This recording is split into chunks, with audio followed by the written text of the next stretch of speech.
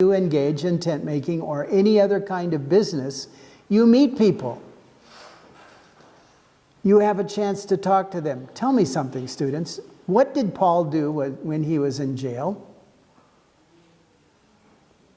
Did he sit there and complain or cry? No, what did he do? He did two things. One, he sang. He sang, okay? He got his guitar out and, he played. No, he didn't get his guitar out, okay? They didn't have guitars in those days. He sang. And people heard him singing. What are you singing about? Why are you so happy? You're in jail. What in the world are you doing? And then he preached in jail. We know that. The Philippian jailer was saved, okay? So when he's making tents, what do you think he's doing? He's talking. He's sharing the gospel while he's making those tents in a room that is probably filled with people who are doing the same thing. What a golden opportunity that Paul had as a result of tent. He made contacts. He led people to Christ. He established a strong relationship with Aquila and Priscilla. And when he finished in Corinth, guess what he did? They decided, we got to follow Paul. If he's going to Ephesus, we're going there. They sold their home. They packed up their goods. They moved to Ephesus. They got another home. And guess what? Paul starts a church in their home where they're tent making. You see, the tent maker's home had to be big enough to spread out tents. What an ideal place to have a Bible study and ultimately a church. All right, so to establish contacts and relationships, not only the trade, but the trade associations of that day would provide Paul with an established network of individuals and dignity to the trade. Working alongside of people always provides people in any given location an opportunity to see the gospel lived in a practical, day-to-day way from witnessing to discipleship. Sadly, many young seminary grads don't know and understand the real world. Did you hear what I said? Many seminary grads, Bible college grads, they don't know the real world. And when they preach, they have no idea what the people in their congregation do. They don't understand. They've never experienced it. And the people know it. Our first church that we established, we called a young man in fact, 2 young men. The first one failed because he didn't understand the real world. He had seminary knowledge, but he didn't know how to apply it to the people because he didn't know their life and their lifestyle. Same thing happened to the second one we called. It wasn't until we got the third man, who I told you is still pastoring that church, that they finally understood. Our second church now is pastored by a man who was in the business world for many years, understands people, understands their needs. And so again, Paul understood people and the pressures of employment and the worries of providing needs for himself and others. They could see that. They could see Paul was real. He was talking about life and life experiences, okay, as one of them. All right? I just wanted to quick on say something, Doctor. Yes. Especially in the light of tent making. Yes. In the context of this country, Uganda. Well, if God has given you the grace to start up a business, and in one sense or the other, it can go on well. But if you're going to work in an office or in any area in that context, there's a little bit of challenge because and that's the challenge. Speaking with Pastor Friend, Pastor Baraza, Sam Baraza, you work all day. Yes. And sometimes you do not have time to do these things. And that has been a big challenge. Yes. Because they expect you in an office in the morning at 8, and then you leave out maybe at 6. Yes. And to Yes. So the only day you have would be maybe Sunday. Yes. And pastoral work is just on implication. You have to visit people. Somebody will call you in at the middle of the night, at the night. Yes. And your boss wants you to be at 8 in the office. Yes. So that's kind of the challenge. Yes. In America, I think the context is a little bit different because in America, the work hours. No, it's not. Is it, do you work hours, 2-3 hours, and 4 hours, or 1 hour there? We work 8-hour days, sometimes 10, sometimes 12, okay? So you brought up a real problem, all right? And let me answer that challenge, okay? Number one, remember work is temporary. It can't be forever. If the church starts to grow, you can't keep up with both worlds, all right? So in America, we have a 40-hour minimum work week. Most people work 50 to 60 hours a week, okay? Saturday is not supposed to be a work day, but many of them work on Saturday, sometimes even on Sunday, if you are employed by a company. Now, here's where I would suggest something, okay? If you can possibly do so, start your own business where you are the boss, okay? If you are the boss, then you control the hours. But you are very right. When you work for a normal company, it is hard. It is very, very difficult. And most people in America work for normal companies. And so it makes it very, very difficult to do that and to start a church. But they might do it temporarily to establish contacts, to build some reserves, and then, as soon as they can, they try to find part-time employment, okay? Or they start their own business. And when you do that, then you are in charge, not the company. Now, especially in Japan, you are a slave. You're an absolute slave of the company. They control everything. So very few Japanese pastors work for companies and pastor. Instead, they find a part-time job or they start their own business. And consequently, they can do that. So for us, our contracts with the university, with the government, they were all part-time contracts, not full-time. Part-time contracts. So we had control of the hours. So that's a really good and legitimate question.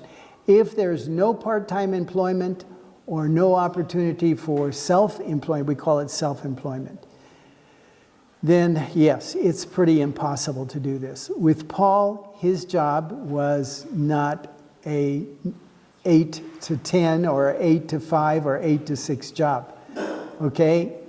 For one thing, at noontime, they couldn't work. It was too hot. So we'll see later on when we get to chapter 19, Paul did something else. He had another skill. He was a teacher. Okay, and we'll see that later on. So this is a very real question, Patrick. Yes, very real. If you work for a normal company, virtually impossible to do that, to do both at once indefinitely. You could do it for a while. You could do it for a while. But once you get contacts and once you start discipling new believers, then pretty soon you are torn between these two and you have to make a decision what you're going to do. So either part-time or self-employment is what I'm advocating. And there's a big difference, okay? So do you know what? You could get very creative. Our guys on our team, they did things like teaching sports, tutoring students. They did all kinds of things, all right? We had cooking classes for our ladies, and my wife would teach them how to cook. We had sewing classes. There are so many different things that can be done on a part-time basis to help local people and to build a business that helps to sustain the work, okay? You just have to be creative and think outside the box. You must think outside the box, okay? So good question, Patrick. All right, let's go on next. To be an example. Acts 20. Let's turn to Acts 20. We're getting a little ahead of ourselves here, but it's important we look at this context. Acts chapter 20, verses 3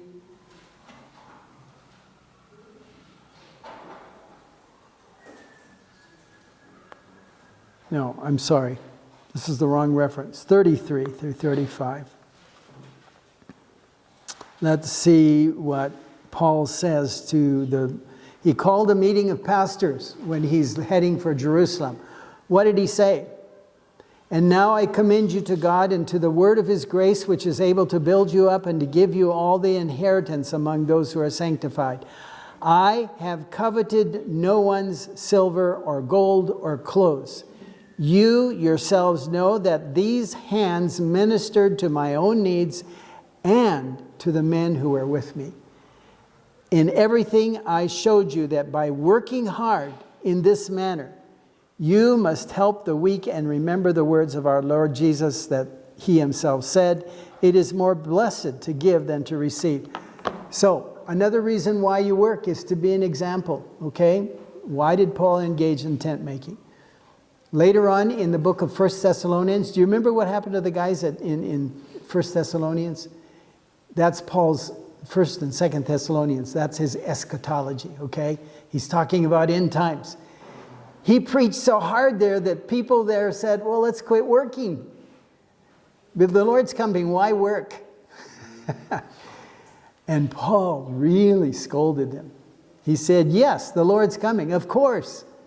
But you are to work until the night comes. And if you don't provide for your family, you are worse than an infidel. Wow, those were strong words, okay? So Paul showed by his example, and the people knew this. Paul worked very, very hard. Okay, ministry is hard work, guys. It's not a bed of roses. It's not a walk in the park, okay? It is hard work, okay? But there are also rewards that come as a result of that. Yes, sir. According to the Bible, Apostle Paul used to move from one place to another several times. Then I was asking myself, was he moving with his materials? How was he working with his projects and Yes. ministry? Yes. That's a good question. I've never thought of that before. When he moved with Aquila and Priscilla, they had all the tools for tent making. And it didn't take a lot, by the way. They didn't have to have a lot of tools to engage in tent making. So probably he brought some of those tools with him, or maybe he bought them when he got there. That's a good question. I have no idea. I'm inclined to think that Paul had very little possessions. And he made it as easy as possible to move from one location to the next. And that's a very, very good question. Yeah. Yeah. Could he have like a horse to carry his, A horse? or a donkey to carry business thing? Maybe. It's a long distance. Maybe a camel. Who knows? I don't know. Or he had his own sheep. He had his own sheep, yes. He brought them along, and they had little bags on their back and carried everything. We could get very creative here, okay? All right. So Paul worked to be an example, okay? And then finally, all right, you see there, many Jews had been forcibly evicted from their countries. They were the diaspora referred to earlier in our notes. Paul worked alongside these people. They were refugees, okay? He worked alongside these people, undoubtedly gaining their respect. And there were also, as I said earlier, false teachers in Corinth who preached their philosophy and appealed for money with no accountability. Not Paul, okay? He was accountable. He was careful in the use of his finances. And the final thing is Philippians 4:17. Okay, this is a favorite verse for people to quote, 4:13. But my God, what? Shall supply all your needs. Hey, let's take a look at the context. Let's turn. Let's look at Philippians 4. Brother, I can do everything through Christ who strengthens me. Okay, that's 13, but let's keep on reading the context, okay? I can do all things through him who strengthens me. Nevertheless, you have done well to share with me in my affliction. You yourselves also know, Philippians, that at the first preaching of the gospel, after I left Macedonia, no church shared with me in the matter of giving and receiving, but you alone.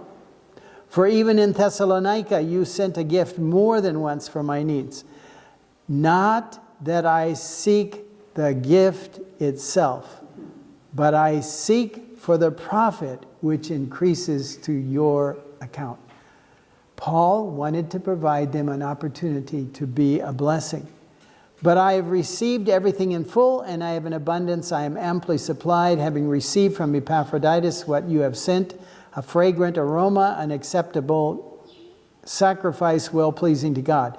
And my God shall supply all your needs according to his riches in glory by Christ Jesus. We talked about finances in our last class. Do you remember? I asked you to set up a budget for this year. Some of you did, most of you didn't. Okay? I urge you, students, to be good stewards of what God has entrusted to you. And let me remind you, the more you give, the more God will bless. Okay? And that is not so that you become rich, wealthy, and happy. It is so, what? I can continue to expand the ministry and invest in the Lord's work and ministry. Okay? It's very important to understand that. So Paul said, look, let me remind you, I have everything I need right now, but you've given, and by giving, I have given you an opportunity to experience God's blessing in your life. Many times the reason why, and this is not prosperity gospel, please understand what I'm saying. Many times the reason why people are so short of finances is they are not good stewards. They're not giving back to the Lord. By the way, one of you on your paper says, good stewardship is keeping 10% and the rest of the 90% is mine. And I thought, oh no, they didn't hear me. It may have been a misprint, I don't know. That's not true. 100% belongs to God. But you still give the first 10% to his ministry. Start there, okay? Start there. And as God meets and provides your need as you are able. As you are able, increase your giving and watch God bless, okay? And once again, I'm not saying by blessing that you become rich, wealthy, and happy, okay? Not at all. It may become worse for you for some time, all right? But I guarantee you, if you will be faithful, God will outdo your faithfulness by multiplied times. Multiplied times, okay? So, to be an example was his next reason. Okay? Now, his method and target audience. Look at the next point. I think I've got a picture to show you. I don't know who this guy is standing in this picture, but anyway, that was when I was younger. This is a tent maker's home, okay? Behind me, I know its perspective is difficult here because you can't see it. It goes way out over here. Okay, it's huge. It's very, very large. This is in Athens, okay? It was taken in Athens. And, was it Athens? No, I'm sorry. This is in Corinth, okay? This is in Corinth, and you can see, you can barely see, this was the roof of the home. The residence was upstairs, but downstairs was this huge, massive room where they could spread out the tents and the sails, and so that's the way they did it, okay? That's the way they went about doing this, All right, let's talk a little bit more about Paul's ministry, his method and target audience. Okay, following his normal method, Paul was reasoning in the synagogue every Sabbath to persuade the Jews and the Greeks. We just read that. Solemnly testifying to the Jews that Jesus was the Christ.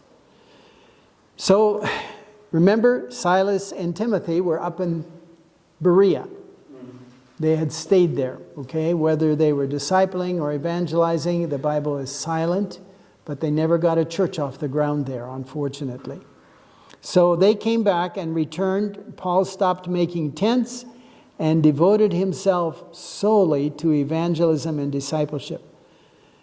The two men brought an offering from Macedonia, according to 1 Thessalonians 3:6 and 2 Corinthians 11:9 and Philippians 4:15, that enabled Paul to stop tent making. So, what did he do? He wrote the book of 1 and 2 Thessalonians when he wasn't preaching. So, because he no longer had to tent make, he could focus 100% on the ministry, because these churches had given to make that possible. So, students, is this making sense? Are the wheels in your mind moving and you're thinking, I wonder what changes I could make in my ministry? How does this relate to me? All right, we're going to jump through the next few pages very quickly. In your notes, the response of the people in 18:6 through 8. Some were mad, some were glad, some were sad. Okay, let me get your notes here to see how much is mentioned.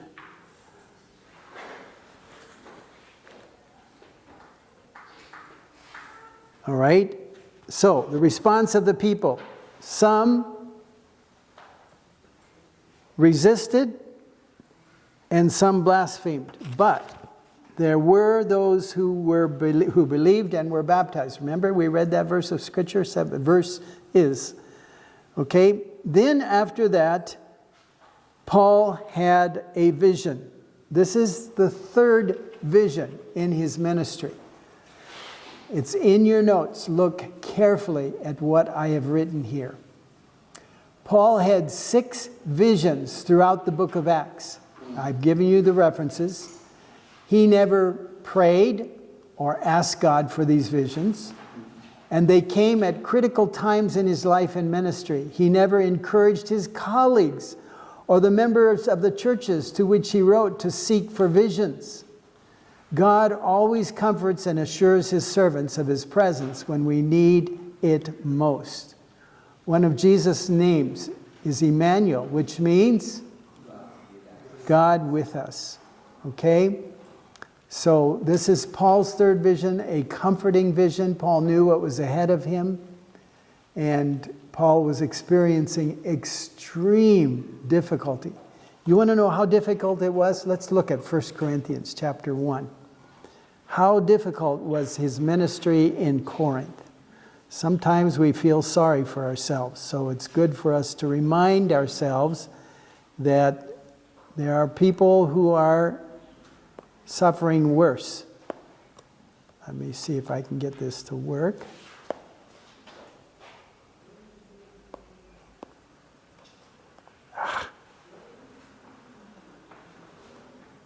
Okay, hold on just a moment.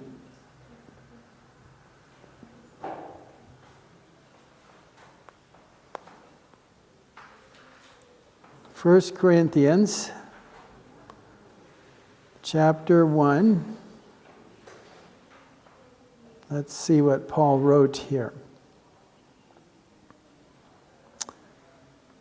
Paul, called as an apostle of Jesus Christ by the will of God. This is, remember, he's started the church in Aquila and Priscilla's home. The church grew.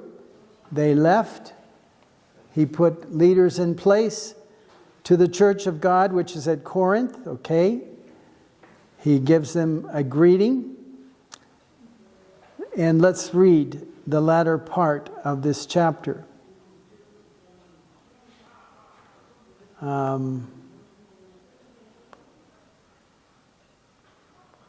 I'm looking here, just a moment. Is it chapter 2? Maybe it's 2 Corinthians.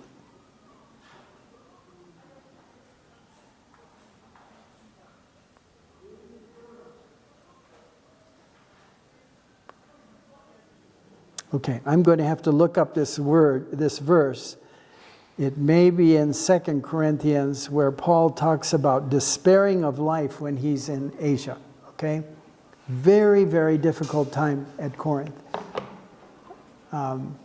because of the environment there. All right. Then Paul had this vision, all right? So he wrote 1st and 2nd Thessalonians 1 and 2. And then in chapter 18, 12 through 17, he has a lengthy ministry.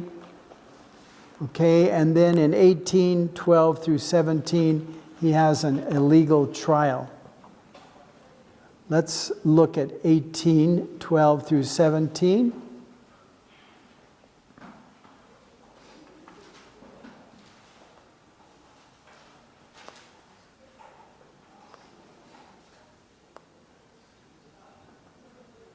All right, but when Gallio was proconsul of Achaia, the Jews with one accord rose up against Paul and brought him before the judgment. Okay, we already read this, remember?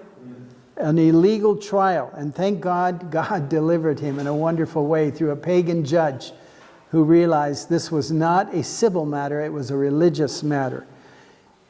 Okay, but I want you to notice, and he drove them away from the judgment seat.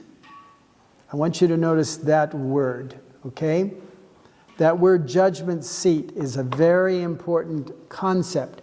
Do you know the word for judgment seat in Greek?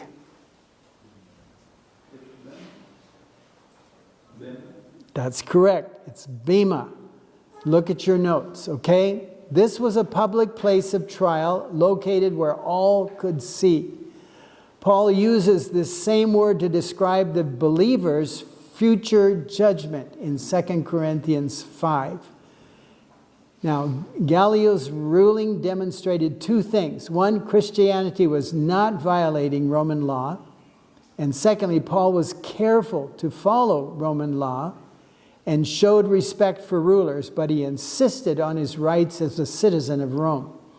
The severe persecution of believers under Nero was a serious violation of Roman law. When I was in Corinth, shortly after that other picture was taken at the tent maker's home, I walked back towards the back of the property and I saw this elevated area. And I could see a tiny little sign on the side of it. I thought, what is this? It's elevated and it has a sign. So I got a little closer and look what I discovered. This was a place of judgment. It was a bema. And I could read Greek. And I got really excited. So I discovered that I could walk inside by going up a set of stairs, and I could see what this bema seat must have looked like in those days, and it was amazing. But what amazed me even more, I have no idea who did it, but somebody took a stone and inscribed 2 Corinthians on this stone in Greek and English. Look what it says.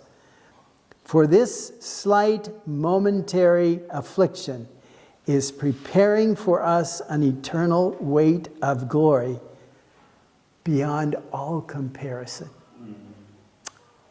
Wow. What a testimony right on this judgment seat to find these words. Paul went through extreme difficulty, but he knew what was coming, and it made the persecution worthwhile. I want to tell you a story.